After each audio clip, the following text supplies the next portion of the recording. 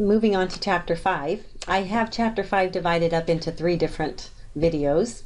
This first part, we're going to focus on a concept called the mole, and then I'm going to move on and I'm going to teach you how to balance chemical equations.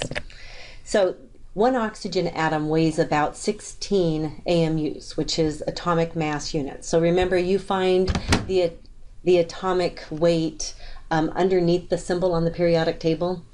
So it turns out that if you convert the AMUs to grams, then one oxygen atom is going to weigh 2.7 times 10 raised to the minus 23 grams, which is a really tiny mass. So doing the conversion there, we can see that one oxygen atom, or any other atom for that matter, is much too small for us to see, pick up, to weigh on a scale. So since it's impossible to weigh individual atoms, chemists work with a very large number of atoms. One such large number is called Avogadro's number, and it is equal to 6.022 times 10 to the 23. So, you know, when you hear Avogadro's number, this is the number that comes to mind. We have this number written for you on the information sheet, so you do not need to memorize this number. And it turns out that 1 mole of any particle is equal to 6.022 times 10 to the 23 of those particles. Okay, so a lot of students kind of freak out when I try to teach them the mole, and it's like it's a really hard concept, but really it's just a word we use to represent 6.022 times 10 to the 23 of anything. Okay, so whatever the type of particle might change. But if I told you I had a mole of pencils, then that would mean I have 6.022 times 10 to the 23 pencils, which would be a lot, and I wouldn't be able to fit them in my office. But so some of the common particles that we use in a chemistry course are things like atoms or ions or molecules or formula units. Now you're going to use the word atom if you have an element that's given to you. Okay, so just elements on the periodic table. The particle we're dealing with there is the atoms. If you see those symbols with a charge in the upper right hand corner, then we all know that those are the ions. If we have 2 nonmetals bonded together, so a nonmetal to a nonmetal, we call those molecules. And ionic compounds are called formula units. Okay, so those are the 4 most common particles we use in a chemistry class. So a mole of covalent compounds has Avogadro's number of molecules. Notice I'm using the word molecule here. Let me get my pointer, my felt pen. Okay, so if I've got a covalent compound, then I've got 6.022 times 10 to the 23 molecules. So here's an example. If I've got a mole of carbon dioxide, I have 6.02 times 10 to the 23 carbon dioxide molecules. A mole of water would be this many water molecules. So the word that follows Avogadro's number is going to change depending upon what you have a mole of. In this next example, I've got a mole of sodium chloride. Well, hopefully we can all see that sodium chloride is an ionic compound because I've got a metal bonded to a nonmetal. And I told you that the word we use for the particle, if it's an ionic compound, is a formula unit. So we would say in 1 mole of sodium chloride, there's 6.02 times 10 to the 23 sodium chloride formula units. So Avogadro's number can be written as an equality with 2 conversion factors. So I'm kind of bringing up factor label method here. So here's the equality. 1 mole of anything is 6.02 times 10 to the 23 particles.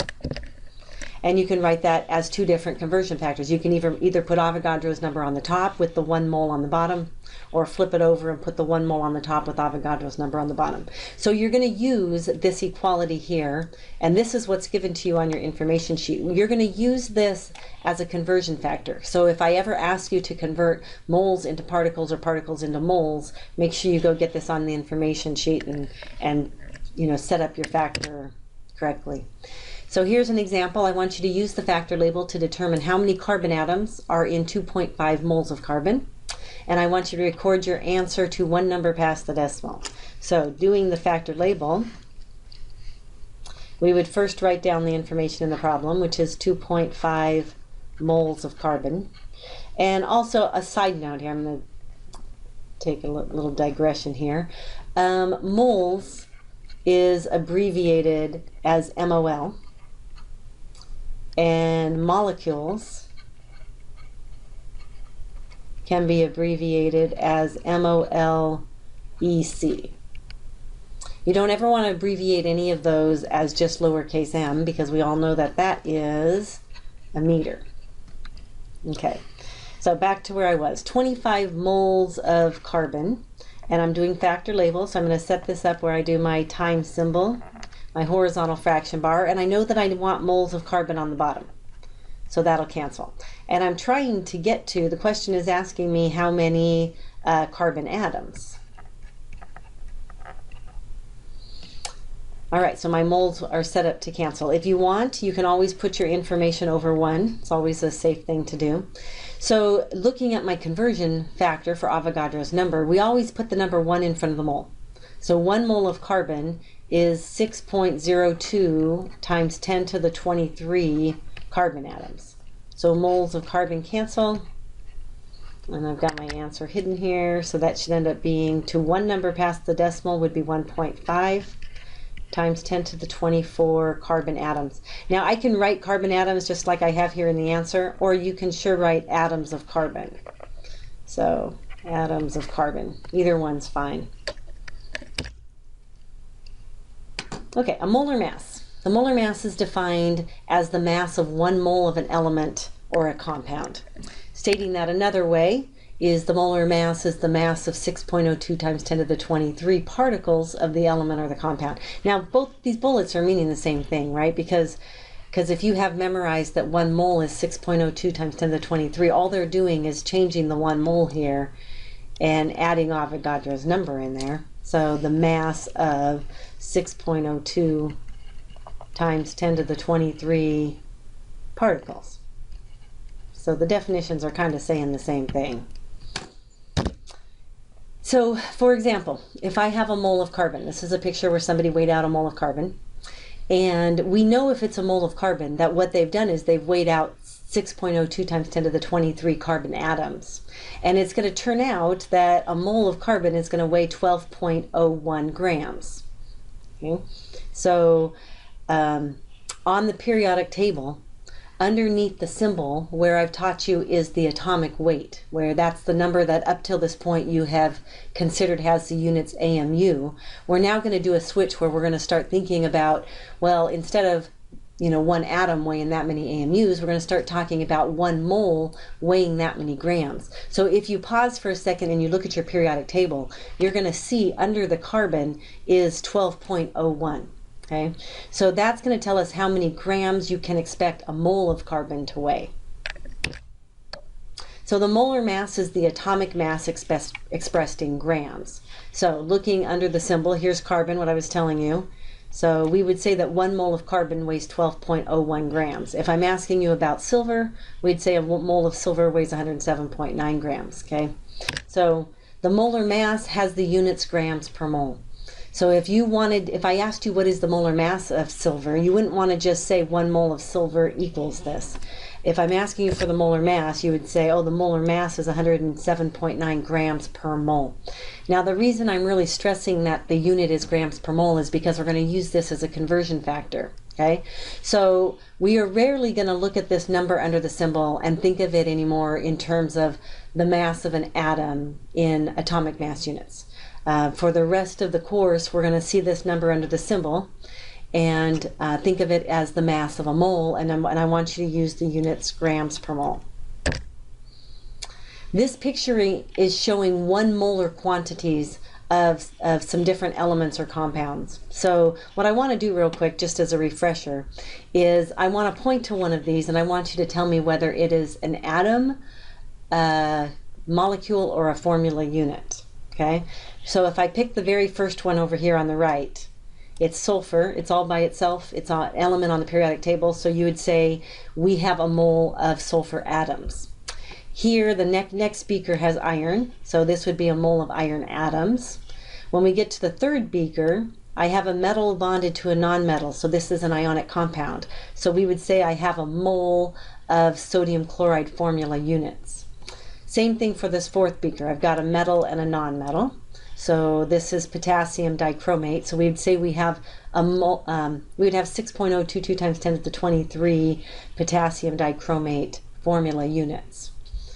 This last one is table sugar, and it is a molecular compound because it's a nonmetal to a nonmetal to a nonmetal. So this would be molecules. So we've got a mole of sugar molecules. Okay, so what I like about this picture is what is in common in all of these beakers. So I told you already that they have a mole. Now, if they have a mole in the beaker, then that means there's 6.02 times 10 to the 23 particles. So in the first beaker, oops, I hit something. I want to continue. In the first beaker, I have 6.02 times 10 to the 23 sulfur atoms. In the third beaker, I've got 6.02 times 10 to the 23 sodium chloride formula units. Okay, and the last one, there's Avogadro's number of molecules. So the number of particles is the same in all these beakers. Notice the size is different depending upon the size of the particle. But what is different, and I want to stress this because a lot of students, you know, if I say you've got a mole of something, they're like, then the mass is the same. No, that's not true. If you've got the mole, the same amount of moles of compounds, then the particles are the same. The mass is going to be greatly different. So I've talked about the molar mass of different elements from the periodic table. What if I want you to calculate the molar mass of a compound? So the molar mass of a compound is the sum of the molar masses of the elements that are in the formula. So for example, if I wanted you to calculate the molar mass of calcium chloride, well, the first thing we do is we look at what elements we've got. I've got 1 calcium and 2 chlorines. So that's what I'm showing here. I've got 1 calcium and 2 chlorines. Then you go to the periodic table and you look up the atomic mass. And we've got 40, actually technically here I should say the molar mass. We've got 40.1 grams per mole is what it has, the number under the calcium symbol. And the number under the chlorine symbol is 35.5 grams per mole. So to get the total molar mass of calcium chloride, I need to say, okay, 1 times 40 is 40, 2 times 35.5 is 71, and then you add up that. So the molar mass of calcium chloride is 111.1 grams per mole. So if I'm asking for the molar mass, notice the unit is grams per mole. So here's a learning check. What is the molar mass of each of the following? So I recommend pausing the video, see if you get these right. So I have the answers here. I would say, okay, I've got 2 potassiums. So I say 2 times the molar mass of potassium. And I add that to, I only have 1 oxygen, so 1 times 16 is 16, for a grand total of 94.20 grams per mole. For the aluminum hydroxide, I've got 1 aluminum, so there's the molar mass of aluminum.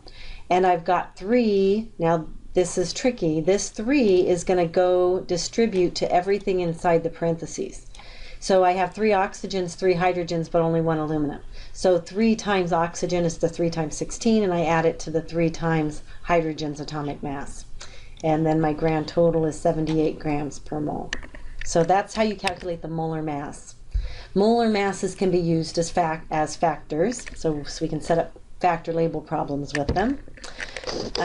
They can relate the number of grams to a mole. So if I ever want you to convert from grams to moles or moles to grams, I want your brain to say, I need to use my periodic table and add up the molar mass, because it's the molar mass that'll be my bridge between grams and moles. So an example, write the molar mass factors for methane. So the first thing you do is you look on the periodic table and you add up 1 carbon and 4 hydrogens, and you say 1 mole of methane is 16 grams. So the 2 conversion factors we can get would be putting the 16 grams over the 1 mole or the 1 mole over the 16 grams. So here's a learning check. Allyl sulfide, which is C6H10S, is a compound that has the odor of garlic. How many moles of the allyl sulfide are in 225 grams? So you've got 225 grams of C6H10S, and I want you to tell me how many moles that is.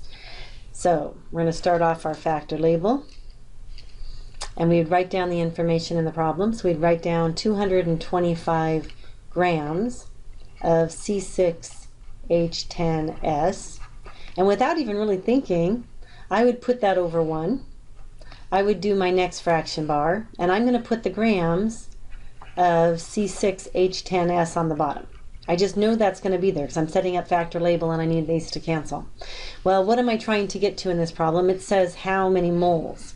So I'm going to put the moles on the top, moles of C6H10S. and I say to myself, okay, wow, I'm trying to come up with a factor that relates grams to moles. And I want your brain to say, ah, that's my molar mass.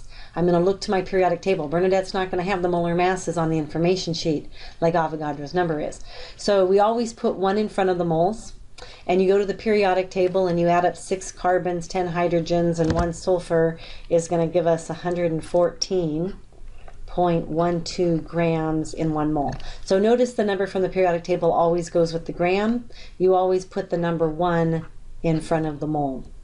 So then my grams cancels, and you should end up with 1.97 moles of C6H10S. So there's the answer. Okay, so switching over to balancing chemical equations now. Chemical equations are the shorthand method for describing a chemical change. So here's an example. A chemical equation gives the chemical formulas of the reactants on the left of the arrow and the products on the right. So that's the first thing I want you to memorize, is you've got your arrow here, and any of the atoms or compounds on the left side of the arrow are called reactants, and anything on the right side of the arrow are called products. And that should kind of make sense, because the things on the left are reacting to produce the stuff on the right. So reactants, products. Here's a picture. I've got a picture, we're burning some charcoal here, so I've got my carbon. So we're zooming in on that, and there's my carbon, and it's a solid, and it's reacting, it's bringing in these oxygen molecules, so it's reacting with the oxygen gas, and it's producing carbon dioxide gas. So the chemical change has occurred, so we used a chemical equation to kind of symbolize that. Some other symbols that are used in an equation, you're going to see the states of the reactant. So remember, the 3 states of matter we've talked about so far are solids, liquids, and gases. So an S is used for a solid, an L for liquid, and a G for gas. You're also going to come across this state that is symbolized as AQ, which means it's aqueous. And what aqueous means is that you have a compound dissolved in water. You have an aqueous solution. Okay, and then you're going to sometimes see this triangle, which in a chemical equation symbolizes heat. The arrow is used to separate the reactants from the products, and then we use plus signs to separate the reactant molecules from each other and the product molecules from each other. So in a balanced chemical reaction, the atoms are not gained or lost. Whatever atoms you have on the left side of the arrow, you better have the same atoms on the right. So here's an example. This is the same one we were using, where carbon reacts with oxygen gas to produce carbon dioxide gas. And notice that whatever atoms I have on the left, I have on the right. I have carbon and oxygen on the left, so I have carbon and oxygen on the right. Also in a balanced chemical equation, the number of the reactant atoms is going to equal the number of product atoms. So if we add this up, it looks from my picture, I've got 1 carbon and I have 2 oxygen atoms. Up here in the picture, they're bonded together because it's O2. But when I'm just counting up the atoms, I've got 2 oxygen atoms in the O2. And then in my 1 carbon dioxide molecule, I've got 1 carbon and 2 oxygens. So not only do the kind of atoms I have on each side equal, but the number of atoms on each side is equal. So those are the 2 criteria that always have to be met in a balanced chemical equation. When we get to nuclear chemistry, things are changed up a little bit, but in a balanced chemical equation, they're equal on both sides. So in a balanced chemical equation, there must be the same number of each type of atom on the reactant side as there is on the product side to be considered balanced. We're going to use numbers called coefficients, which are used in front of one or more of the formulas. So we're going to start putting these bigger numbers in front of all our elements or compounds to try to balance, to make the number on each side equal. So here's an example. I have aluminum reacting with sulfur to make aluminum sulfide, and we can see that's not balanced. How I know it's not balanced is when I look on the right side, I can see that I've got 2 aluminums and 3 sulfurs. But on the left, I only have 1 of each. So you're going to put a coefficient, a 2 in front of the aluminum and a 3 in front of the sulfur, so that now I've got 2 aluminums on both sides and 3 sulfurs on both sides. So these are the coefficients, the numbers we put in front. So here's an example. Remember, reactants on the left, products on the right. I have sodium and chlorine reacting to produce sodium chloride. And we want to balance this equation. So to get it to balance, and here's also a side note, make sure you have your 7 diatomic molecules memorized, those honkobriffs. Because if I asked you to write, here I have for you, I've given it to you as a word formula and I'm giving you the equation. But you might see this on a test right here and be expected to go from the name to the formula and balance it. So sodium is just a metal that's not diatomic, so I would just write it as Na. Chlorine is one of your honkobriffs, so I made sure I wrote it as diatomic. Sodium chloride is an ionic compound. So before I put this sodium chloride together, remember when you're doing an ionic compound, you don't ever want to go directly from the name to the formula. You first want to write your ions. So I would have written sodium has a +1 charge, chloride has a -1 charge. So when I do my crossing method and reducing, I end up with sodium chloride. So that's your first step, is to kind of make sure you've got your reactants and products written correctly, and then you go and you balance. So you'd say, okay, I've got 2 chlorines on the left, so I have to put this 2 coefficient out here to make 2 chlorines, because the coefficient in the front is going to get distributed to all of the elements in the compound that directly follows that coefficient. So since I have 2 sodiums, I have to put the 2 coefficient in front of the sodium here to make it balance. So you can do this balance sheet where we say, okay, on the left side I've got 2 sodiums, on the right side I've got 2 chlorines, and on the right side 2 sodiums, 2 chlorines, so it's balanced. So here's an example. What I'm going to do is I'm going to start off by showing you the shortcut, but I really want everybody to see the true picture that's happening. So my next slide, I've kind of got it broken down into a little bit more specifics. But state the number of atoms of each element on the reactant side and the product side of the following equation. I'm going to skip ahead. So what I like to do is something that I call the scoreboard method.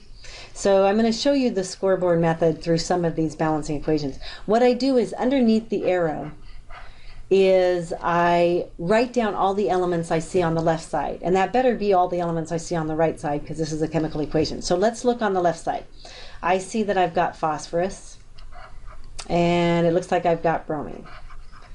And I better see phosphorus and bromine on the right. I do. So this is my scoreboard. I'm going to tally up the numbers on the reactant side to the left, and I'm going to tally up the product side on the right.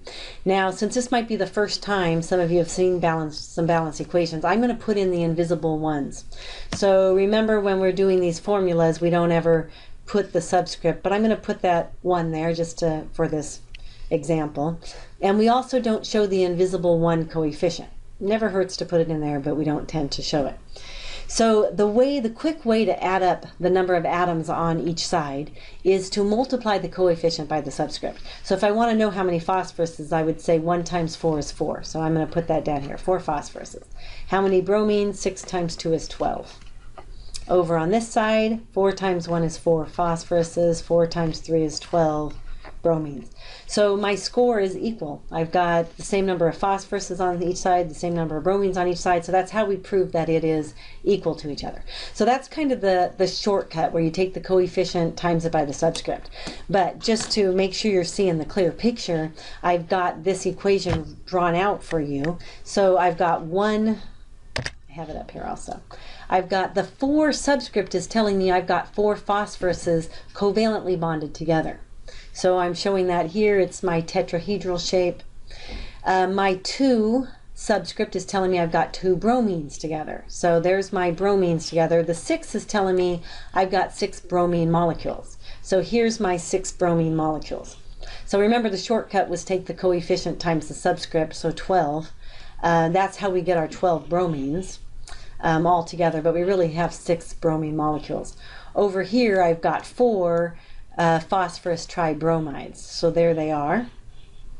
If we did our balance sheet, count up my phosphoruses, 4 phosphoruses on the left, 12 bromines on the left, 4 phosphoruses on the right, and 12 bromines on the right. So it is balanced.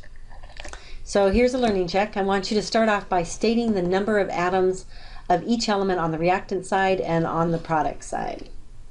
Okay. So I'm going to recommend starting off with my scoreboard. So on the left side I see aluminum, I see iron, and there is oxygen. So those are going to be the same 3 elements on the right. So let's go ahead and count this up. I have got 2 aluminums on the left,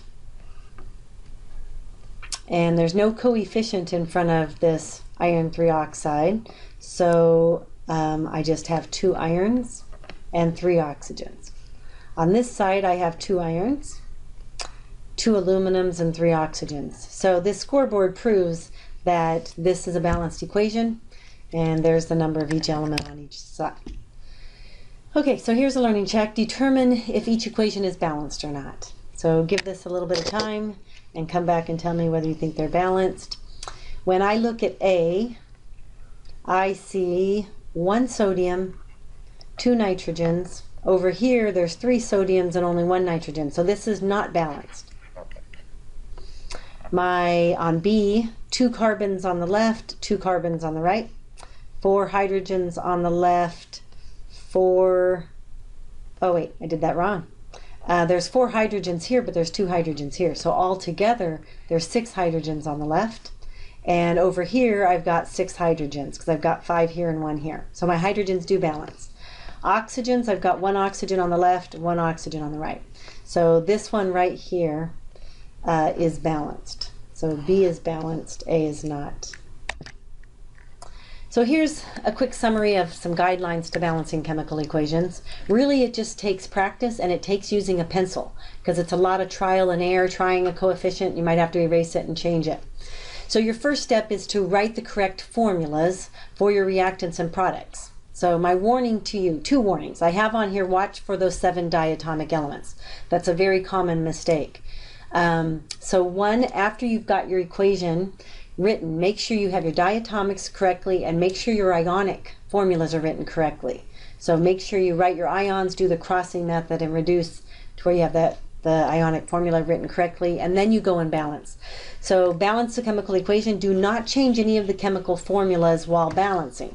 So that's a common mistake. You've done step 1 very carefully, where you've written all your little subscripts to make everything correct. And then when some students go to balance, they want to change the subscripts, because it does help you balance, but you're changing what molecules you have. So you cannot, when you're on step 2, you cannot change the subscripts. You can only put in coefficients to balance. So your first step when you're balancing is balance the compound with the greatest number of atoms. So this is just one trick. I mean, some people like to just balance from left to right, but if you're struggling with balancing, sometimes it's easiest to find your most complicated molecule, the one with the most types of atoms, and balance that first. I really strongly recommend this step here in parentheses, which is always balance hydrogen and oxygen last. They're usually the most complicated to balance, but they'll come out in the wash. So if you balance everything else first, then often you'll find that the hydrogen and oxygen have already balanced themselves. So balance your compound with the greatest number of atoms first by placing a coefficient in front of that compound. Then continue back and forth until the number of atoms of each element is the same on both sides. And here's step C. Do not forget this one. A lot of students forget this. You need to make sure that your coefficients are whole numbers, so you don't get to have any fractions, and they're in the lowest possible ratio. Okay, so reduce your coefficients if you can. So I have 2 examples here. Balance the following. Okay, so the first step, balancing is a 2-step process. 1, make sure you have the formulas written correctly, and 2, go put coefficients into balance. So calcium is written here all by itself. So calcium is a capital C, lowercase a. Whenever I write an element by itself, I want to pause for a second and say, is this one of my honkobriffs? Let me write honkobriff up here. Honkobriff. Okay, is calcium one of my honkobriffs? No, so I just get to write calcium by itself. I don't have to worry about any subscripts. Now I bring down my plus sign, and I have nitrogen. The symbol for nitrogen is a capital N. Is nitrogen a honkobriff? Yes, right there. Nitrogen is a honkobriff, so I'm going to make that diatomic. Then I bring down my arrow, and here's an ionic compound, which I don't ever want to write the formula until I'm looking at the cation and the anion. So there's calcium, here's nitride. I look on my periodic table, and calcium's in the 2A family. So my information sheet tells me the 2A ions become a 2+. Nitrogen is in the 5A family, so it's going to become a 3-. When I cross, I bring that 3 down to be a subscript of calcium and the 2 down to be a subscript of nitrogen. So calcium 3, nitrogen 2, and then I asked myself, can those reduce? And they cannot, so we're set. So there is step 1. I've taken the time to write everything correctly. Now I'm going to go put coefficients in. My coefficients are only allowed to go in the very front of the formula. I'm never allowed to put a coefficient in the middle of a formula, okay? So I'm going to start by looking at my most complicated molecule, and I've got 3 calciums here, only 1 calcium on the left. Actually, I think what I'm going to do is I'm going to slow down and show you the scorekeeping method. I don't normally do the scorekeeping method, but sometimes students, who are struggling with balancing chemical equations find it easier. So let's go ahead and just add up what we've got. On the left, I've got 1 calcium and 2 nitrogens. On the right, there's 3 calciums and 2 nitrogens. So the nitrogen is actually balanced. I've got 2 on each side, but my calcium's not.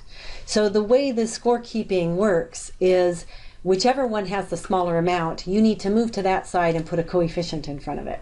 So I have got not enough calciums on the left. So I'm going to go to the left and think about what coefficient I can put here that'll match. So if I put a 3 here, that is going to make that I have 3 calciums on the left and 3 calciums on the right. And so now that my score is even, I'm balanced. Here's another example. Balance the following. Here I've done step 1 for you, where I've done the formulas for you. So you can move right to step 2 where you do the coefficients. To save time, it often helps to just keep your polyatomic ions together. Now sometimes it won't work where you can do that if your polyatomic is broken apart. But let's scan through here and look to see if we can identify the polyatomic. This compound, barium chloride, does not contain a polyatomic ion. It's just barium and chlorine. If I look at my second compound, I've got more than 2 different types of elements. I've got my metal sodium, and then I have PO4. So PO4 is my polyatomic ion. So if I'm going to do the scoreboard method, and I'm going to try to keep my polyatomic ions together, I got barium, chlorine, sodium, and the phosphate polyatomic ion. And then that's what I should have on the right. Barium, phosphate ion, sodium, and chlorine. Okay, let's set up our scoreboard then. So I've got 1 barium, 2 chlorines, 3 sodiums, and this is a little tricky. How many PO4s do I have here? Well, there's only 1. If I have more than 1 PO4, then I need parentheses around it. Okay, let's look on the right side. 3 bariums, and here now I've got 2 phosphates, 2 PO4s, 1 sodium and 1 chlorine. Okay, my method is to just start from the top of my scoreboard down, unless it's oxygen and hydrogen, where I then skip them and I'll come back to them. So barium's not balanced. I don't have enough on the left, so I'm going to go to the left and put a coefficient in front of barium chloride. And I want 3 barium, so I'm going to put a 3 there. Now when you're doing the scoreboard method, you often have to go and erase. So because this 3 is going to give me 3 bariums, but it's also going to give me how many chlorines? It's going to give me 6 chlorines, 3 times 2. So I have to adjust my scoreboard. I have 3 bariums now and 6 chlorines. Okay, so barium's balanced. So now I'm going to look at my chlorine. I have 6 on the left, 1 on the right. I don't have enough on the right, so I'm going to move to the right side and put a coefficient in. I want 6 chlorines, so what coefficient can I put here that's going to give me 6 chlorines? The answer to that is 6. So now that coefficient is going to mess up my sodium score and my chlorine score. So I'm going to go and cancel out my sodium and chlorine score. I now have 6 sodiums and 6 chlorines. So when I look at my scoreboard, my bariums are done and my chlorines are done. So now I look at my sodiums, 3 on the left, 6 on the right. So I have to move to the left side because I have less over there. And what coefficient can I put in front of the sodium phosphate that's going to give me 6? And the answer to that question is 2, because 2 times 3 is 6. So now that 2 coefficient I just put in is going to ruin the score of sodium and phosphate. So I'm going to come down here and erase sodium and phosphate and recalculate their score. 6 sodiums and 2 phosphates. And when I look at my scoreboard, it's all totally matched, which means I'm balanced.